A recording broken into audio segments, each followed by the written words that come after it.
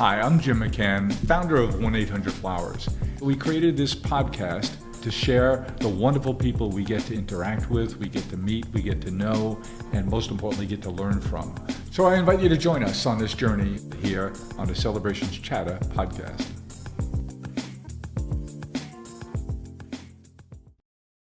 Well, we're here today with an interesting guy, a new acquaintance of mine, Chris Carneal, who's the founder of a company called Booster. He's the founder and CEO.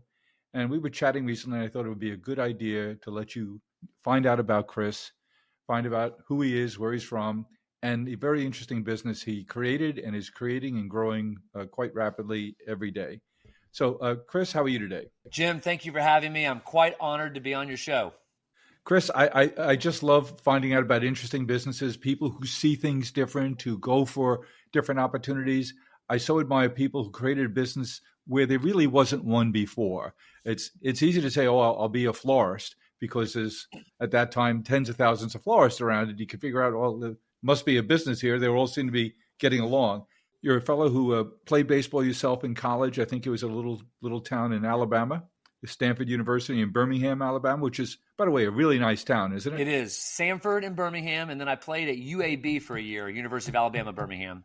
So 2 years of college baseball, realized I'm not going to be a pro, didn't throw fast enough, but loved the game. Then started doing baseball lessons for kids, which kind of led into what I'm doing now in some ways. Now I have 4 kids and 2 sons that I coach at baseball. So love the game, love what it does for character and life. What about your daughters? Do they play? I coached them at basketball for years. One's into musical theater and one is into volleyball right now. So multifaceted. Now, what town did you grow up in? I grew up in sunny South Florida, Fort Lauderdale, Florida. Was born there. My dad was an attorney. My mom was a college professor, and about a mile from the beach. And in grammar school there in the 8th grade, you had an interesting encounter with somebody. My wife of now 22 years, Lindy, she had moved in town from Lexington, Kentucky, and her locker was next to mine. And I looked over and I literally, every hair on my arm stood up. I got the goosebumps. I got the intimidated. There's a beautiful girl next to me feeling in my stomach. And literally later that afternoon, my dad said, "Hey, how was the first day of school?" We were throwing the baseball in the field. I said, "Dad, I met the most beautiful girl I've ever seen. And she's from Kentucky, like you and my mom are from Kentucky." Now, did she know I existed for the next 5 years? Not really. But we reconnected as friends at college at Sanford in Birmingham, and then started dating after freshman year, got engaged after junior year, married the month after we graduated. And now we've been married for 22 years and have 4 amazing kids. And she's the love of my life. She's soulmate, encourager, business partner. I mean, just everything. If I had to rank all the joys of my life, besides my faith, my wife and my family would be the top of the list. That's so nice to hear. It's not something you often hear, but it sure is nice to hear. That's right. So now, what was your first, out of college, what was your first career step? Well, it's interesting. I was a religion major, Jim, in college at Sanford. And I always remember being torn in 2 different directions. I wanted to change the world, make a difference, leave a life of impact, have influence, make a difference in the lives of others, encourage, inspire people. So I thought I needed to go into ministry, mission work, nonprofit work. At the same time, now looking back at my life, I was always an entrepreneur. I didn't totally know it at the time. I always started things, sold things, created things. I'm not artistic, but I'm creative. I like the 0 to 1. I like having an idea and trying to see if I could inspire someone to buy it, sell it, do it. So as a religion major, I was torn. I started businesses in college. I had all kinds of entrepreneurial ideas. Delivered flowers, by the way, for Mountain Brook Flower Shop. Delivered Christmas. Happy to hear that. Delivered Christmas trees. Started a business doing yards. Then started my baseball tutoring business. But then after graduating and then getting married, I actually went to grad school, a seminary in Kentucky. And I thought I thought the way that I could blend the head and the heart and the passions was to start a church. So I was going to move back to South Florida and work at a church, but not just work at one, start one. That way I could kind of put my entrepreneurial fingerprint on it. And as seminary went on and grad school went on, I would sit in the back of the room. I'd day trade stocks. I'd daydream about starting businesses. And it took a while for me to realize that I can make a difference in the lives of other people, and I could truly change the world through a for-profit business. I thought I had to compromise a little bit. What I've now come to realize 20 years later, at least for my wiring and my gift set and my calling on my life, and the opportunities presented to me, that I can make a much greater difference through for-profit business than I could through a nonprofit or the traditional ministry type of routes.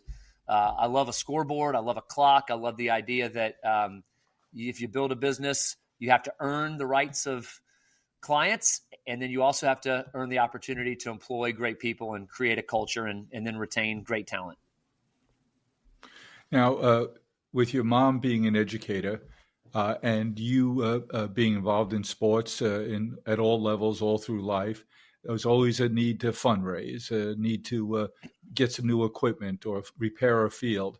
So how did the idea of Booster come your way? Sure. And was that about 22 years ago? It was 22 years ago last week. I'll tell a very quick origin story.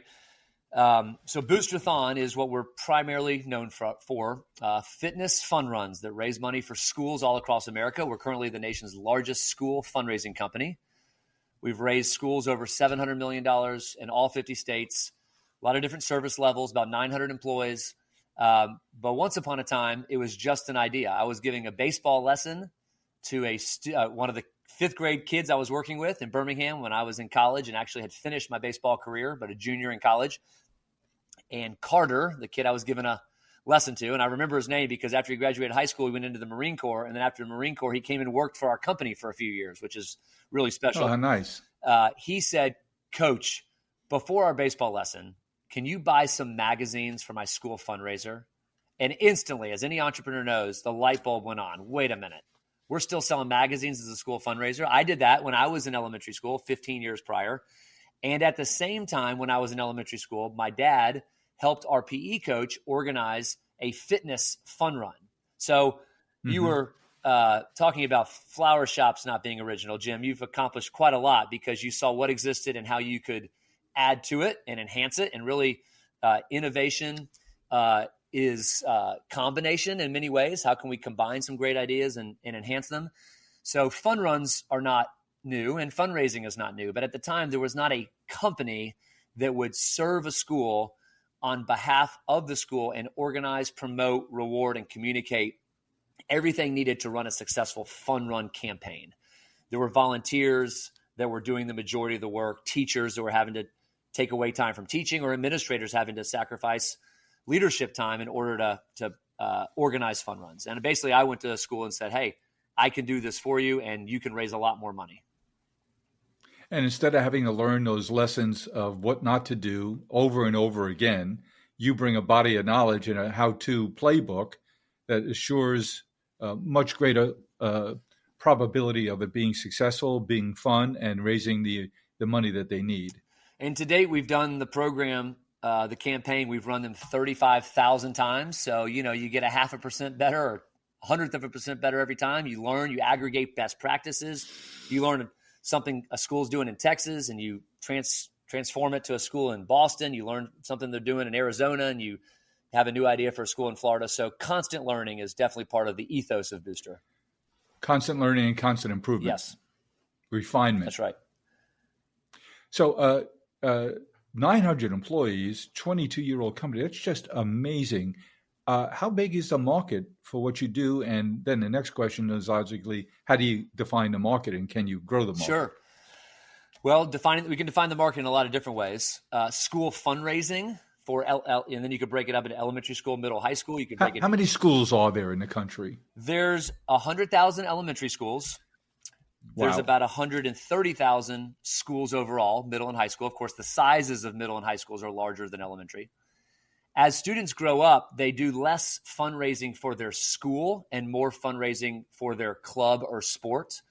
So we now do high school fundraising, but that looks like us helping the band or the football team, the drama club, the basketball team. Whereas in elementary, where we started, it looks like your elementary school is raising $50,000 for a new gym floor. So it's one campaign. But as students get older, the parent wants to help that specific student meet their specific need. So the market is huge. There's billions and billions of dollars raised every year for schools. And that's specifically in the So how many schools are you working with today? We work with 7,500 schools nationwide. We're the nation's largest school fundraising company. And back to impact, we teach a character lesson every day we have a video character campaign. We're really passionate about being a positive influence, adding joy. And who does that go to? Every student at every school. So there's 35 million elementary students in America today, and 3.5 million, 10% of America's students will somehow participate in our program this year. So that's a stat we're really proud of. 10% of the nation's And how do they get students. this? Schools will reach out to us, or they'll hear about it from another school. Word of mouth, of course, is the best. And they'll say, hey, here's an incredible option with a great team that can help you raise more money and do it in a positive, holistic way. And then, but you say there's a positive message every day. How is that communicated to them? So there's a character lesson that we film, a pretty robust video character lesson. And it's basically a story that's told in 6 parts, about 3-minute videos. And each year is a different character campaign, different lessons we're teaching, just holistic, universal truths that everyone would say that's what the next generation needs to hear. Be challenged to be a friend, to not bully, to be inclusive, to be encouraging, to be the best. So every year we revamp that character campaign, create those videos. So we're not just raising funds, we're also inspiring students to bigger and better things. Mm-hmm. So you still have an enormous amount of growth ahead of you, and that's if you only do what you're doing today. But as you build these relationships, it sounds to me like your business can also grow horizontally. So if you have a relationship with a school, you can develop a relationship with the next club or the next sport or the next fundraising need. We just started a product sale type of our business because schools will traditionally do 2 fundraisers a year. Elementary schools, at least, will do a fall fun run with us. So we're looking to grow that significantly over the next few years. And then that's just school fundraising. And we're not there yet, but we've developed so many relationships with so many key decision makers and built trust, which is what the foundation of everything over years. Over time, we think our technology and our campaign can expand from schools to all nonprofits. Again, that's a few years away, but every time we work with, let's just say, a PTA president, she is on the board of or highly involved in at least 3 other nonprofits. So we, over time, would love the opportunity to serve them in many ways. So we think we can, 10x our company over the next 10 to 15 years again. So 700 million in funds raised. You obviously work for a percentage of that. 900 people, 22 years, and the world is your oyster. I mean, the opportunity in front of you seems awfully dramatic. Why are you going so slow? I love that question. The 700 million, by the way, that's school profit, not the total raise. We take a percentage of what's raised. That's the money that schools keep. Yep. I've never been accused or called slow in my life, Jim. I feel highly insulted right now. You might as well have just cussed at me a little bit more than call me slow. For crying out loud, fun run is our not fun walk. I mean, you should come to an event. They are running. There's not much walking going on. And how do you find the people that are among those 900 people that you have? It sounds to me like these are going to be primarily younger, a lot of athletes, big personalities, outgoing people, big on character themselves. Am I accurate? Did you just spend time with our HR people team? Because you just said it incredibly well. We want people that have a desire to make a difference in the lives of others. We do recruit a lot of former athletes because part of what we do is athletic in nature. There's a work ethic to it. I mean, my kids' school is kicking off their fun run this week, and our team will be on the field setting up at 5:30 in the morning, plugging in tunnels and tents and setting up all kinds of amazing sound machines and making the event just spectacular. Microphones and finish lines and signage. Yep. It looks like the circus comes to town, and we want that on purpose. But so it takes a work ethic. And it takes a servant heart as well. So a lot of young team members, but also I have probably 25 team members that have been with me now for over 15 years. So there's a great career path to those that commit to the mission and understand the business and want to serve our clients with excellence. And these 900 people, are they full-time, part-time, combination? I'll bet 750 of the 900 are full-time. There's probably 150 that are part-time or more than part-time. And Geographically, do you cover every bit of the country, and is it We serve only schools in all U.S.? 50 states. Our full service Wow. program, which means our team is there on campus, works in about 35 states. We have team Hmm. members living in 33 states. We also have some service levels where we can basically booster in a box, support service or shared service. We can send to school what they need, provide the customer service, the technology, the campaign materials, the T-shirts, the prizes, and so forth. So whatever's best for the school. Sometimes there's years where they have greater support for volunteers, and sometimes there's years they need our team to help. So you have optionality in terms of what a school can contract with you for. Yes. And they'll move in and out of those depending on the year and the need. What's in the R&D lab that you guys are working on beyond fun runs? Obviously, you can continue to grow that out because it's fun.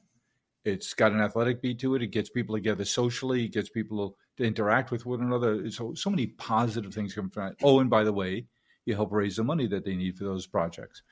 But what do you have in the lab? Well, there's really three things that we're working on now that clients would say it's not in the lab, but we have not scaled it. And the first is product sale. So not just a donation drive, but basically a share a wallet play. If we have the relationship with the school and they're doing let's say a fun run in the fall, would there want to be a product sale in the spring? And most of them do some sort of product sale in the spring. So we're looking to... And give us an example of what those products might be. Well, we are trying to reinvent the category and innovate it. If you know anybody that's in the product business that sells quality flowers or other things, I'd love to talk to them over time, Jim, because there's definitely some options. Products would be home goods, some perishables like cookies. People are familiar, of course, with popcorn and cookie dough.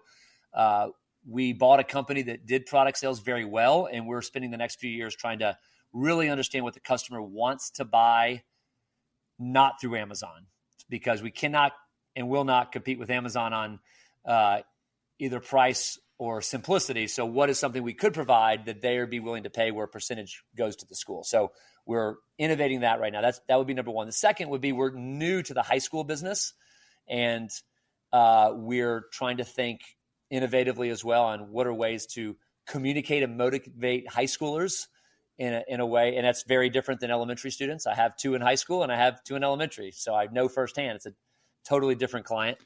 So you're just doing research at home. Lots of research every day with my kids, every conversation. And then the third would be that's in the lab. Yeah, it would be what I just talked about a little bit ago. How can we build every foundational relationship, technology, touch point campaign to be able to one day keep the relationships of our decision makers, but then serve them in the nonprofits they're involved in outside of school? We think the whole, fundraising, when you say that word, I'm saying it right now on your podcast, fundraising, everyone had an emotional response. Is it good or bad? And I think it needs to be framed. You have a bad response if you are asked to give money to something your heart's not in. People sometimes call fundraising a necessary evil. Well, I love giving to organizations that I believe in. And I bet everyone listening says, my heart loves supporting whatever it is, my kid's school, whatever the need is, from food to mental health to education to religious organizations. You love supporting that because your heart's in it. So we want to create a culture of generosity that makes it simple to give, but doesn't just benefit the person that receives the funds. For those people that have a history of generosity, we know that when you give, it does something inside your heart, inside your soul, inside your mind, literally physiologically. The joy of giving changes you and makes you a better person. So we're on a campaign to make giving fun, rewarding, cool, and also the idea that generosity can bring you joy. So the donor and the recipient. But I like the idea of how you do things. There's something in it for everybody. Of course, you want to raise the money for the project, and those projects are awfully worthwhile. But making it social, making it fun, I wholeheartedly endorse what you just said in terms of there's a physiological, chemical evidence that giving is rewarding to the giver as much as the recipient, and maybe more, because we can track and trace the dopamine release in the brain, and it lights up when we're givers. And that's whether we're giving through an act of kindness or giving of something material, money in this case, or just giving our time and our attention. to causes just makes us feel better. Yep. And so I just think it's terrific that you can do well in your business by doing good, having great impact, and certainly, Chris, the calling you thought you had as a young person in terms of a ministry. What I love is that you didn't think that they were incompatible, those urges, that calling that you had to help other people, but you could do well by doing good. And I think that's such a good message and an important message.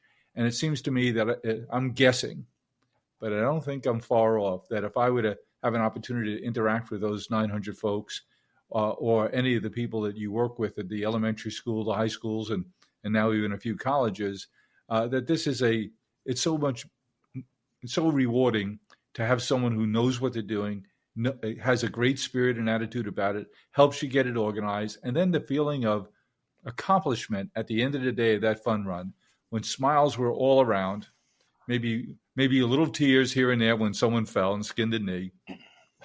But when that's all said and done, I gotta believe that those people are thinking about the Boostathon, the fun run, as something they're glad they knew you, they're glad they got in touch with your company.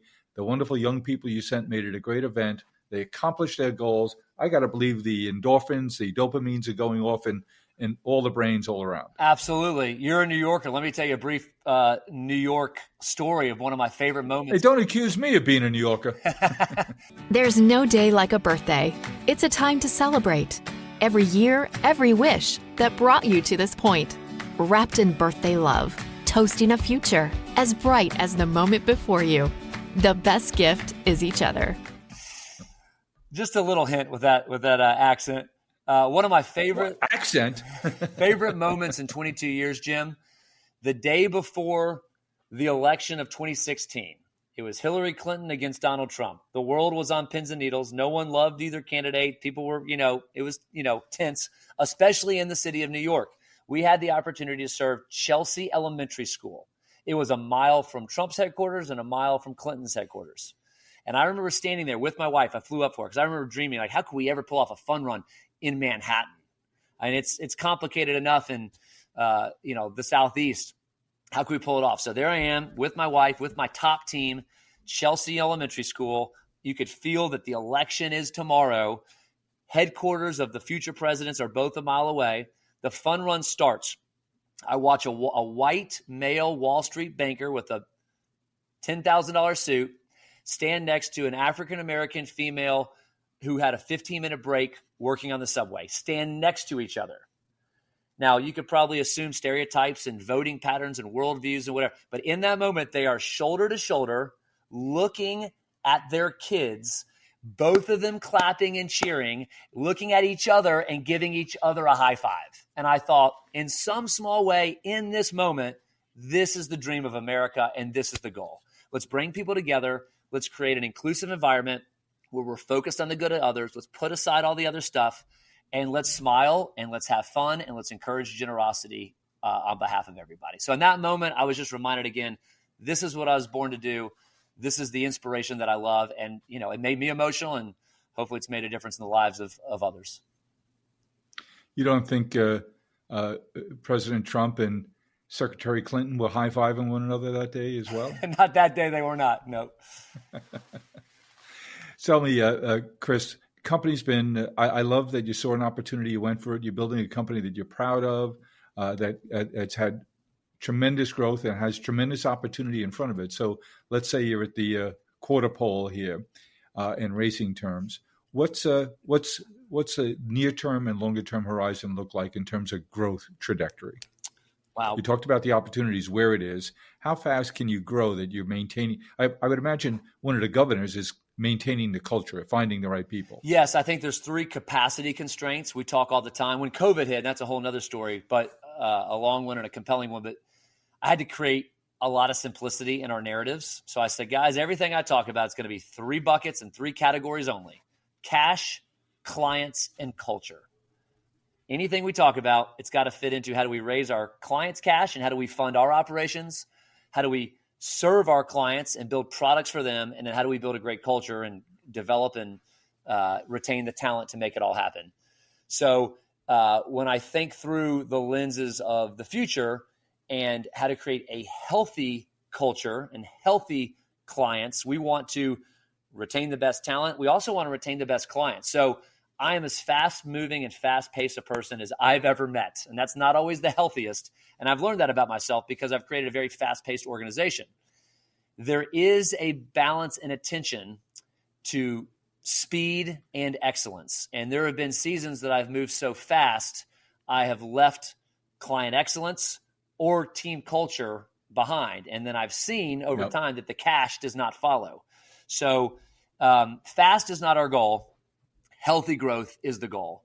And I feel like if we create the right best products and we keep a client-centric mentality, focus on our culture, then the cash over time will come and the numbers will work out for themselves.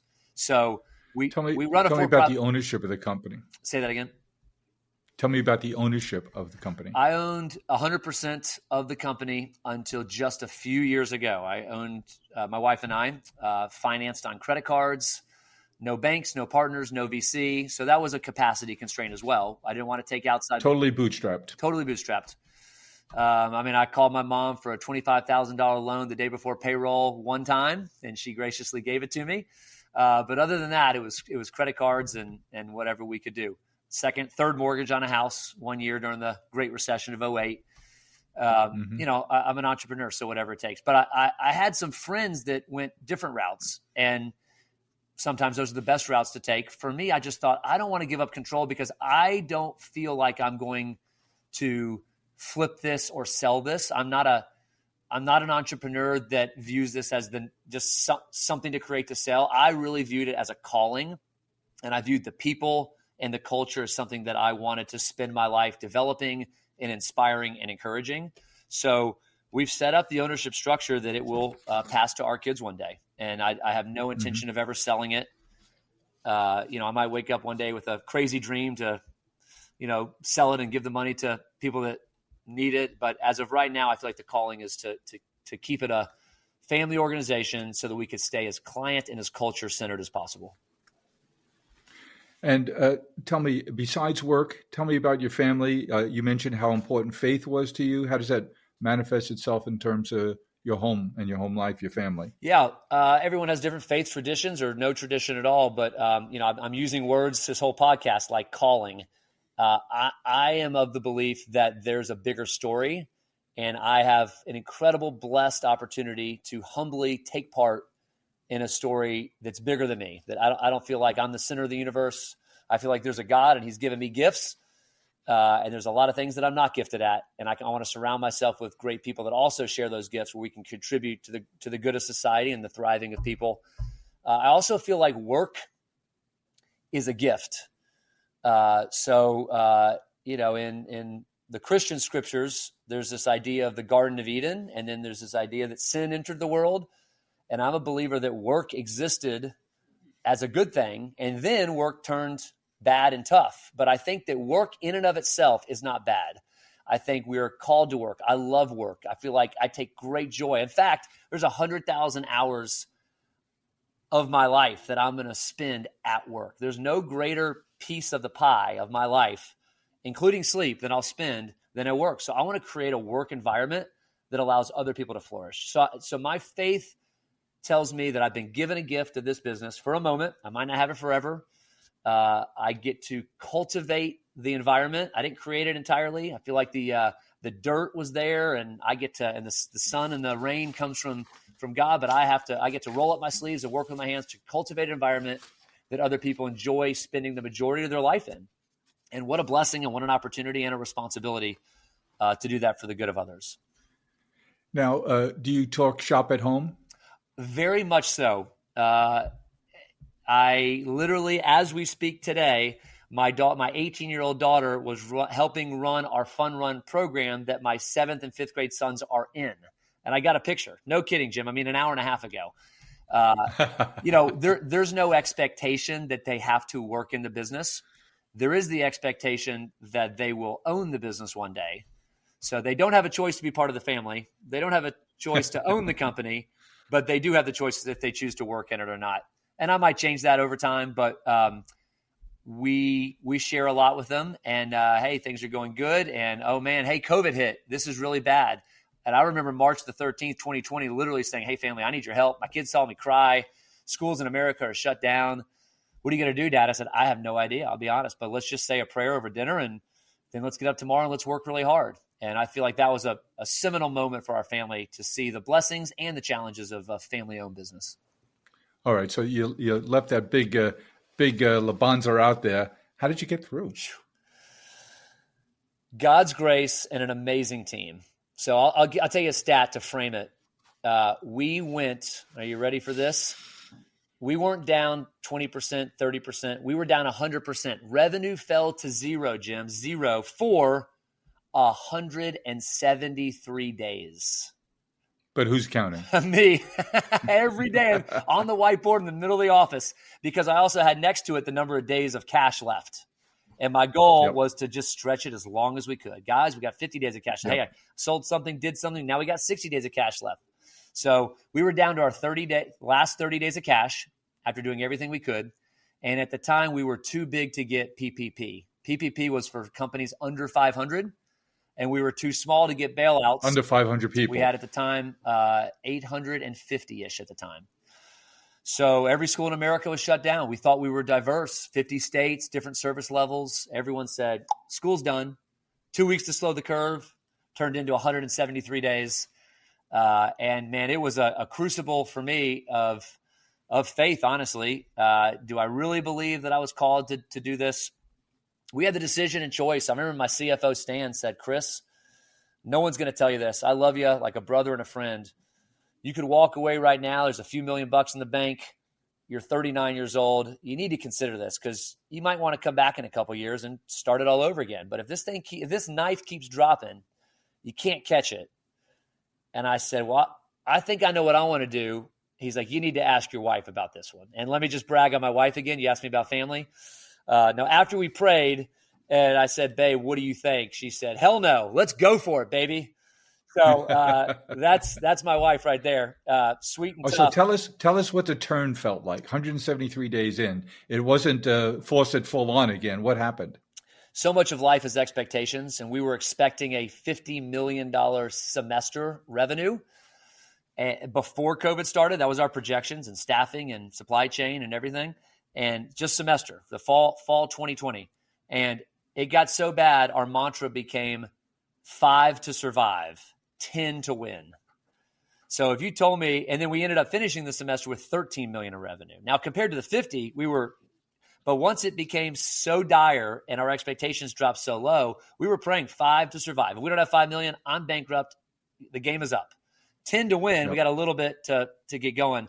And we scrapped, we listened to our clients, we created, we got back to the drawing board, and 13 million in revenue came in. And then the next semester, about 25. And then we were kind of back to the races. You know, one of the things that I look at different leadership styles and take note of is something you've demonstrated for us here today. And that is the importance of attitude, of course, but the importance of vocabulary. And you're good at crafting vocabulary. 5 to survive, 10 to win. Just it paints a clear picture for us human beings that we can understand what we have to do, what's going on, even if we don't understand the details. We understand someone else does, and they have a vision. And if I just keep doing my part, then this could roll up to something that we're surviving, and then we're going to win. You've demonstrated that several times with several different of your phrases that you use on a regular basis to motivate, to educate, and to lead. And I think that's an important trait to point out to people, that they can look to other people in their lives and their communities who are good leaders and find a commonality there. Well, the best leaders seem to have a mantra, a phrase, a statement, a campaign. And, you know, to be honest, over COVID, all I was doing was Zooming every day with my team. So I had to get good at it. The company depended on it. So wanted to keep things simple, wanted to inspire myself along with everybody else. Well, Chris, I think yours is an amazing story. And I think, there's somebody out there now in high school or in college or just out of college, and they say, geez, what can I do? I have to go get a job someplace. And you're a living example that's an option, of course, and it's the one that most people will take. But there are other options, either before they get started in their careers or while they're in their careers and they see another opportunity. And I think finding that opportunity, trying to keep it simple, as you've mentioned several times, and knowing your lane, because a business like yours, someone like me would try and grow bigger, faster, and could potentially implode it. And your discipline of keeping it consistent. There's another friend of mine, Steve Silverstein. He operates another fascinating company called Spirits Halloween. Yep. He also has Spencer Gifts, but Spirits Halloween. And he has the same philosophy you have about growth. He said, my culture, my organization can grow 100 new locations a year. I think he's at 1,500 now. Wow. He said, the demand is probably for 500 or 1,000 a year. He says, but I would break my organization if I did more than 100 new stores a year. Wow. So he keeps a governor on growth because he wants to manage the culture, manage this very complex organization. Understand what they do. They rent temporary space for 60 days. They come in, they put the signs up, they put the register in, they do the lighting, they get their inventory, they sell, they undo everything, put it back in trailers, and see you again next year. So complicated, sure. But he saw a niche like you and went after it. But like you, he understands that you cannot step too hard on the gas pedal and maintain the culture and controls and discipline that you want. Yep. One of my mentors, Dan Cathy of Chick-fil-A, his dad, Truett, who I think is one of America's greatest entrepreneurs, said you got to get better before you get bigger. And your clients will tell you when to get bigger if you get better. So I love fast. It's fun. But I'd rather go further together than faster alone, and I want to take my culture with me. Last question. When you were growing up in Fort Lauderdale, did you know of or know Wayne Huizenga? Yes. His son, Wayne Jr., is actually a family friend. Never got to meet Wayne Sr., but remember when he bought the Marlins, sold the Marlins, bought the Dolphins? I might be wrong in this stat, Jim, but I think he's the only entrepreneur in American history that has founded 3 billion-dollar companies. Blockbuster, Waste Management. You're wrong. And what's 5? 5, is that right? 5 Fortune 500 companies. Wow, that's an even more impressive stat. AutoNation. That's right. Blockbuster, Republic Industries, Waste Management, and Extended Stay of America. Wow. Yeah, he's remarkable. And not to mention all the other things he did. Yeah. Generous man. South Florida thanks him. Well, I had occasion to visit with his grandson recently, who's also seems like a terrific, really high quality guy, and to hear all the things that the family continues to be involved with, it seems like genetics worked out well there. Yes, and I bet they're going to work out great in your family too. I bet your kids are special because your wife must be awfully special too, because you're not that special. You're right, Jim. I agree. Chris, thanks so much for sharing your story with us today. I think you just inspired a whole new generation of entrepreneurs to look at things differently, understand what they're good at, what they're not good at, what they need to be better at, and every once in a while, take a shot. And you sure did, and it's paying off. Go for it. Thanks for sharing your story with us. Thanks for your time. God bless you, Jim. All right, thank you. It's my sister's birthday. Go to 100flowers.com. They have tons of great birthday gifts. Wow. Wow. Wow. Happy birthday, baby. Happy birthday! Wow. Yeah, me. I got to contain myself. 1-800-Flowers. Celebrate the people you love.